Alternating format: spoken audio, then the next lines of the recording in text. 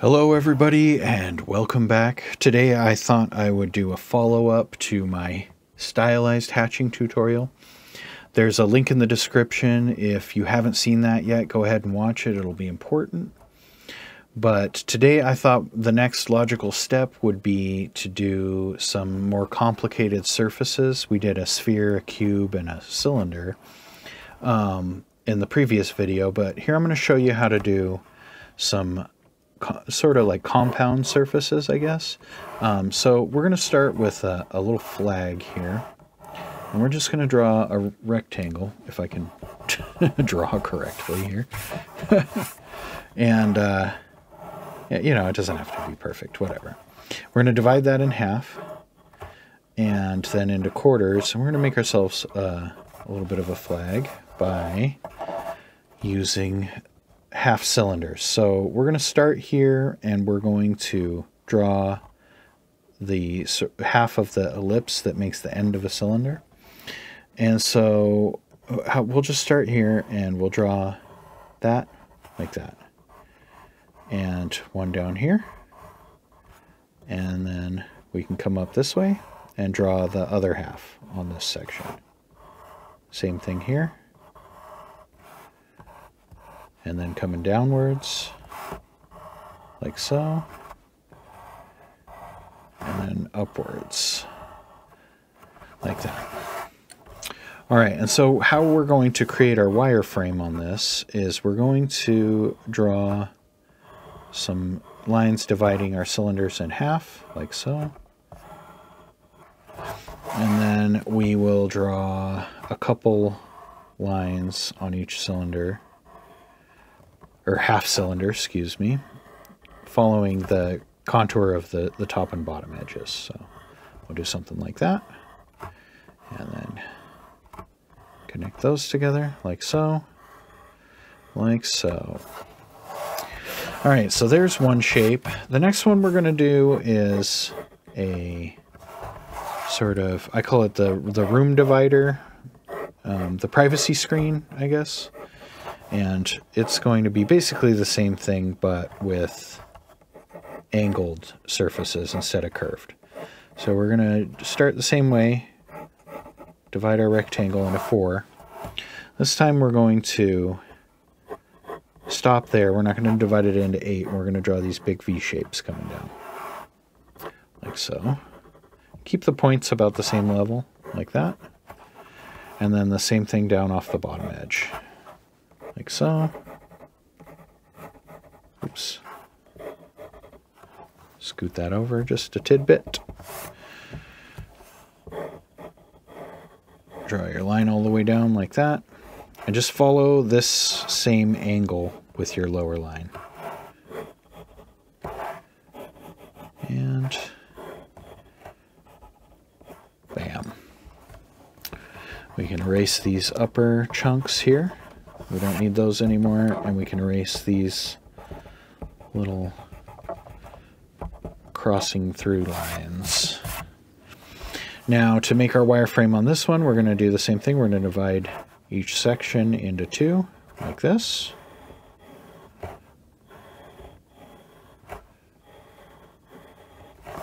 And then we will follow the angle and draw a couple lines like that.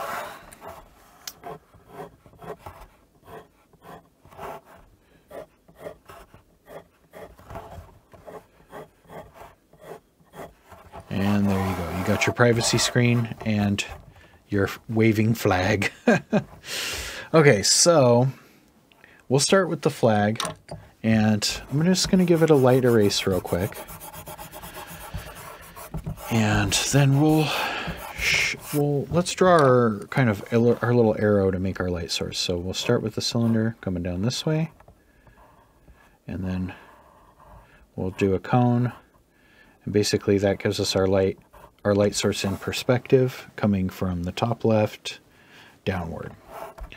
So this piece is going to be convexed, and then this is going to be concave, convex, concaved.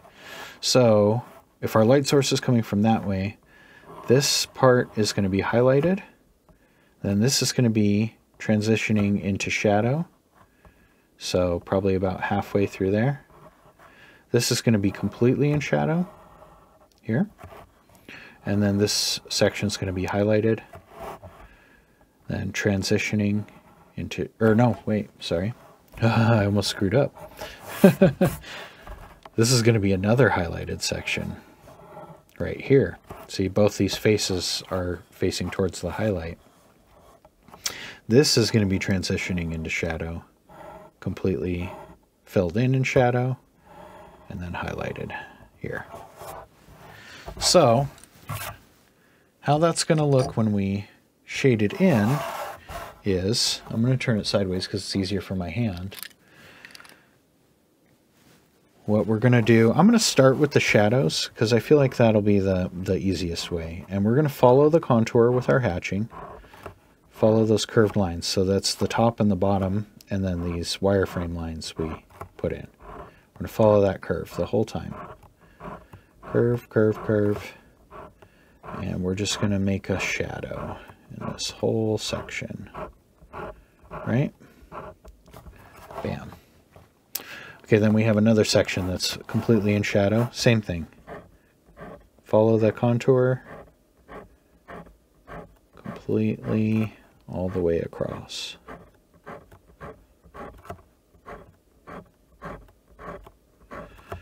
Hatch, hatch, hatch. Make sure you're keeping with that contour the whole time. And bam, you got something like that. Now, for the part where it transitions into shadow, right, this is going to be kind of the apex of the curve around the cylinder here. So we're going to shade about half of this in completely dark. And see how we're following the contour the opposite direction this time. And we're going to just shade that in completely dark there, and then the other portion of it is going to be a little bit shorter hatching. And you can taper in and out if you want, something like that. But we just want to break up that edge a little bit so that when it transitions into the highlight here, and we can even just go just a tiny bit of texture on the edge of the highlight, just to give it a little bit of shape like that. But yeah, so that creates kind of a gradient, right? And then on the back side of the shadow, we want to do something similar and just barely tap in a little bit of transitional hatching. Short little hatches. And then that's going to go into the highlight here. And then, so what I like to do where the highlight transitions direction here, see how it contours from the convex to the concave? Right there where it transitions, I like to just grab that edge and just give it a little, just a little tap, peck, peck, peck. And that just gives it, you know, a little bit more contour coming through that area. Okay, same thing here. This is the transitional shadow, so about half of it is just going to be solid shadow. Follow that contour like so. And if you get confused about which way the contour is going, just reference that top edge or your wireframe. And like that. And then we're going to go a little bit shorter here. Leave a little bit of space in between things. Something like that. And yeah, then like down here at this bottom edge, you can just add a little something like that. A little bit of doodads. And then yeah, the back edge of this shadow here, we're gonna do those transitional short hatches. And then this final edge here, just peck in, it's in highlight mostly, so just peck in some little texture right there. Now, that might not look like much to you. It might look a little crazy right now. And you can do this after outlining it. You don't have to do it before outlining. But when we come through and we give it an outline, it'll all start to kind of make sense, right? And I'm just going to do a wobbly outline, because it's supposed to be a flag, right? So I'll give it a little bit of wave. And you can see as we outline it, this really starts to take form. And bam, we have a waving flag sort of shape.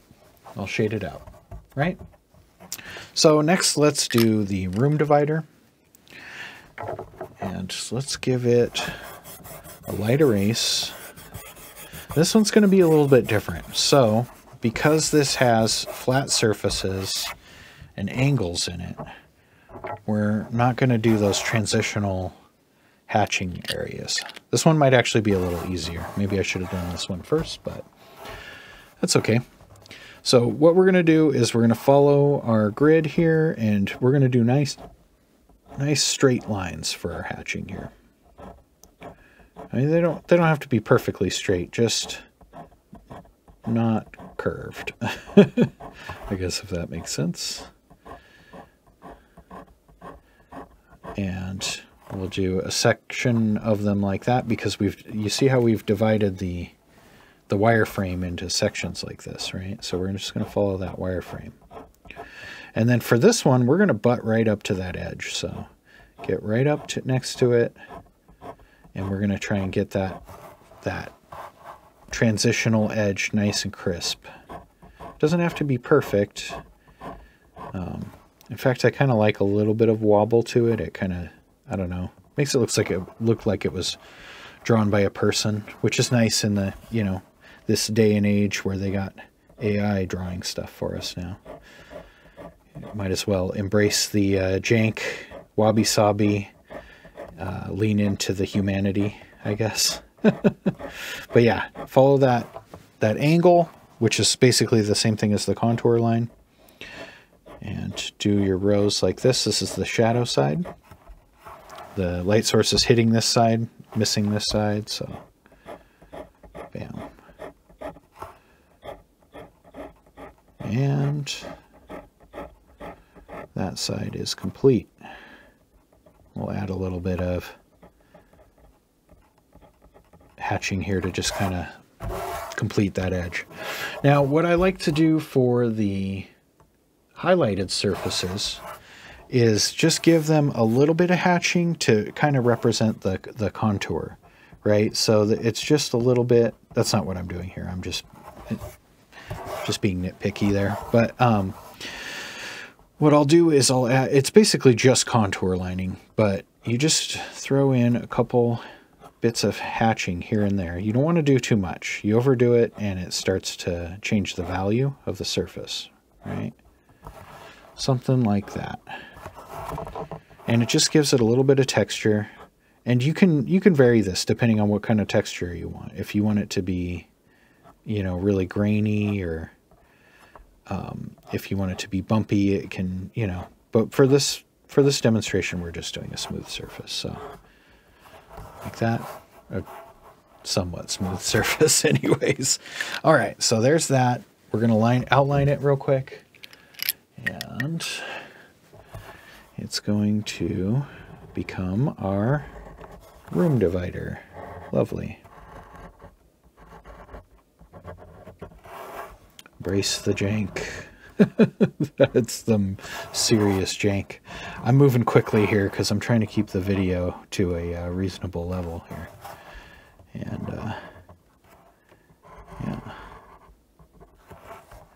There we go.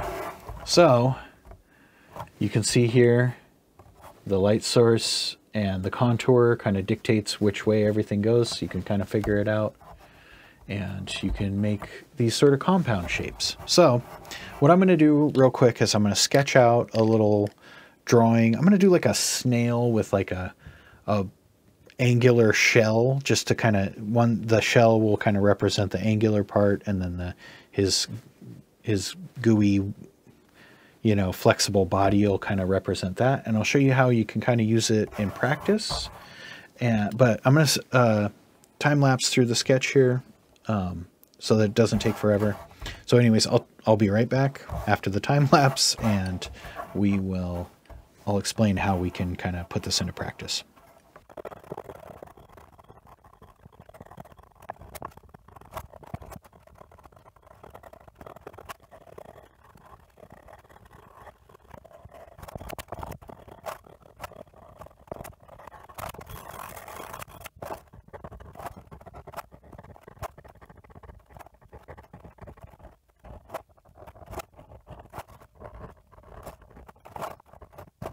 All right, so now that we have our snail outlined, I will grab the hatching pen and I'll walk you through this whole part. So we're going to start out, same light source, right? Top down, coming from over our left shoulder. So what we're going to do is we're going to imagine the wireframe, and we are going to just hatch some nice straight lines here. And you can leave a little bit of an edge light if you'd like. Now this is going to be kind of in shadow here, like a cast shadow. So we're just going to give it a little bit of an edge showing and then have that shadow represented there. And then same thing here. This is going to have a little bit of a cast shadow. Just follow that contour though, or that angle. Angle, contour, same thing. And then same thing here. Hatch, hatch, hatch. I like to leave a little bit of an edge there, just to help with the contrast. And follow that, like so. Now let's figure out which one of these surfaces is going to be in light and which one's going to be in shadow. So this one's going to be in shadow right here. And we're going to follow, it looks like it kind of changes contour here. So we're just going to have it, the angle like change radially a little bit there. This one's in shadow. This one down here is definitely in shadow. Like that. And then, okay, let's see here. This one's going to be in shadow, so let's follow that. Now this is kind of a triangular shape here, so what you can do is kind of just follow that shorter edge like that, you see? And then same thing here. And this one's also going to be in shadow. Bam, so the rest of these are going to be in highlight. So what we're going to do for that is just give it some light contour lining like that. And on this like back one, you can get a little bit darker because it's probably going to be, you know, a little more in shadow than the front surfaces. So we can do something like that. Follow the contour, follow the angle. And then same thing here. Something like that. Let's see, and I changed direction here. I probably shouldn't have done it that way, but that's okay. It was feeling natural to do it like that, so we'll accept it. But yeah, see, I didn't draw my my wireframe, and that's what happens when you don't draw your wireframe.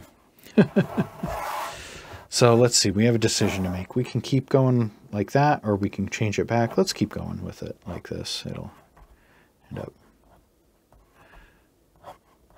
And honestly, you can follow the wireframe in either direction. It doesn't really matter, but I was just trying to keep it consistent with the lower section here.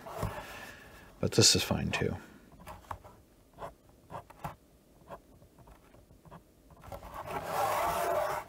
Bam, so we have our highlighted sides and our shadow sides, and everything's hatched out like that. Now let's do the snail himself here, because he's all curvy. So what we're going to do is we're going to figure out where our light source is coming from. It's kind of right shining down straight on his head here. So we're going to draw this contour right here. And then another row kind of fading it out.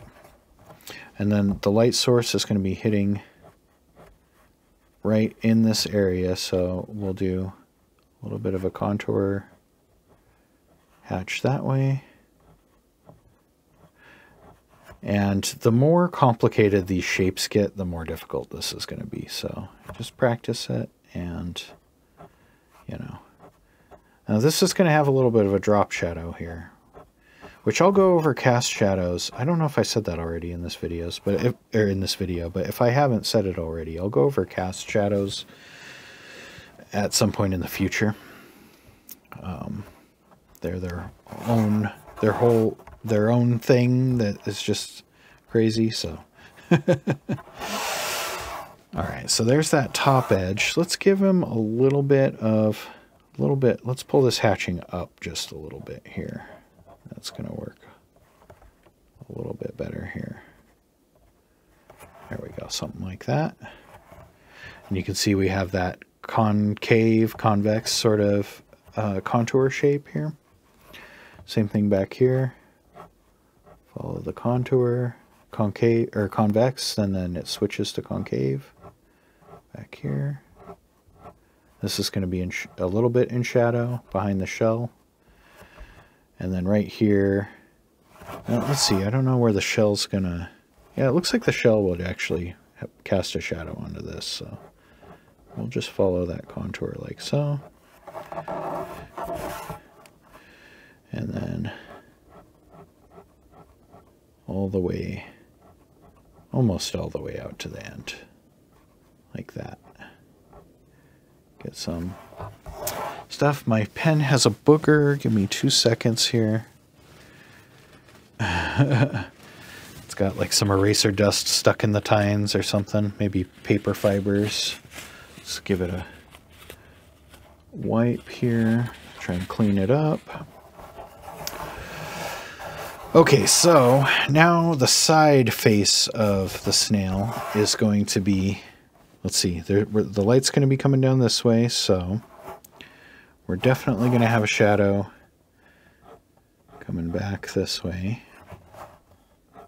And then where this turns to convex, or concave, sorry, I keep confusing those two.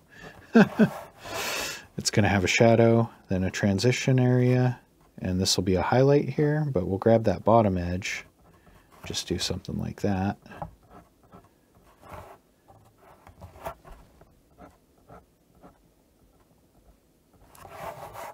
Like so, and then this is going to have a, again, here's going to have a little cast shadow, so we're going to have to darken that in a little bit. Just a couple little specks will usually do it. And then here, let's take another look, make sure we're keeping everything straight, organized. Yeah, this whole area is going to be pretty much in highlight here, so we're just going to give it a little bit of the contour hatches there. And then, yeah, some... Because it is going to curve under, because of the shape of his... It's not like a flat surf plane right there. Okay, and then his antenna is going to have a little depth to it.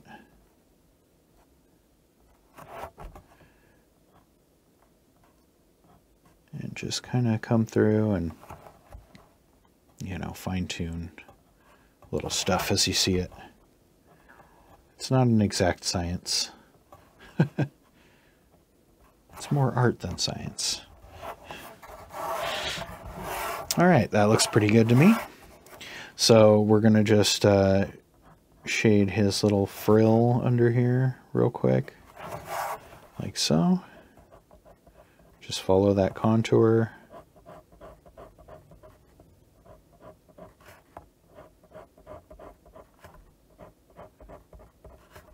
And then right here, it's going to turn from convex to concave. So we're going to change the direction of the hatching. Bam. And then it's going to change direction again. Convex, then concave, then convex.